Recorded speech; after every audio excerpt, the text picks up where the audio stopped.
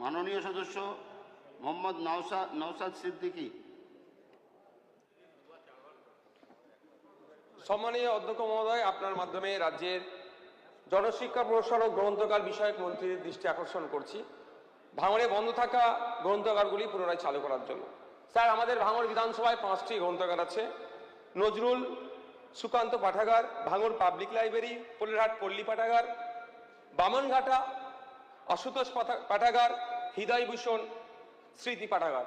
কিন্তু সেখানে পরিকাঠামো সংস্কারের অভাব, রক্ষণাবেক্ষণের অভাব এবং লাইব্রেরিয়ান না থাকার ফলে এই লাইব্রেরিগুলো বন্ধ হয়ে পড়ে আছে। স্যার, আমি নির্দিষ্টভাবে আবেদন করব স্থায়ী স্টাফে নিয়োগ করার জন্য, পরিকাঠামো উন্নততর করার জন্য এবং আধুনিক যুগের সাথে তাল মিলিয়ে ডিজিটাল পরিষেবা প্রদান করার সুব্যবস্থা করার জন্য। ধন্যবাদ স্যার। ধন্যবাদ।